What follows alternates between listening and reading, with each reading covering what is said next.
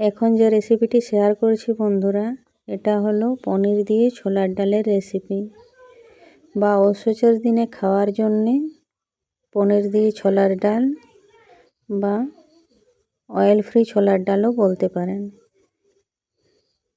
এই রেসিপিটি খুবই হেল্পফুল হতে চলেছে আপনাদের জন্যে। যখন ওষুধ চলবে তখন এইভাবে ছোলার ডাল বানিয়ে খাবেন, দেখবেন খুব ভালো লাগবে। রুটির সাথে তো খুবই ভালো যাবে এই রেসিপিটা।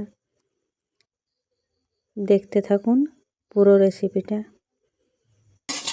এখন জিরেগুলোকে শুকনো কড়াইয়ে ভালোভাবে ভেজে নিচ্ছি, আর লঙ্কাটাকেও ভালোভাবে শুকনো কড়াইয়ে ভেজে নিচ্ছি। এবারে জিরে আর লঙ্কাটাকে গুঁড়ো করে নেব। এই দুটার গন্ধতেই ডালটা খেতে খুব ভালো লাগবে। আমি পনির দিয়ে যে ছোলার ডালের রেসিপিটা বানাবো, তার জন্য এখানে পনিরগুলো টুকরো করে নিয়েছি।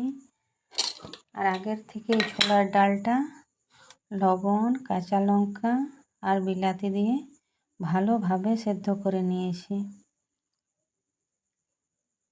ভাজা জিরে আর ভাজা লঙ্কার গুঁড়ো তো এখানে আছেই। এখানে বেশ কিছুটা চিনি নিয়ে নিয়েছি, যাতে ছোলার ডালটা বেশ মিষ্টি মিষ্টি হয়। এবার কড়াই গরম করে এর মধ্যে ছোলার ডালটা দিয়ে দিলাম। সেদ্ধ করা বিলাতিটা খুন্তি দিয়ে ভেঙে নিচ্ছি।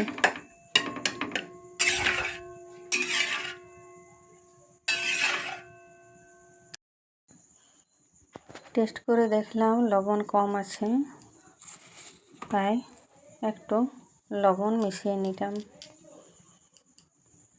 এবারে চিনিটাও মিশিয়ে নিচ্ছি।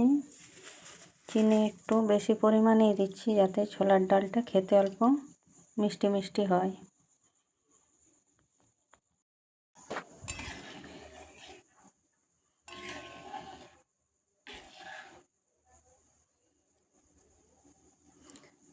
ডালটা ফুটে গেছে, এর মধ্যে পনিরের টুকরোগুলো দিয়ে দিলাম।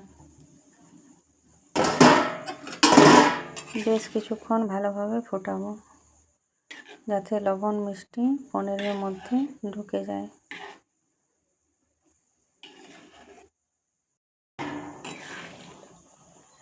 ডালটাকে বেশ অনেকক্ষণ ধরে ফুটিয়েছি।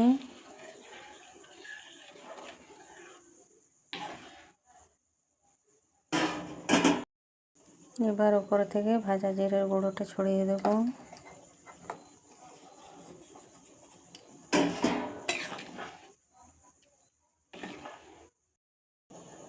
এবারে ভেজে রাখা লঙ্কার গুঁড়োটাও দিয়ে দিলাম। গ্যাস বন্ধ করে দিলাম।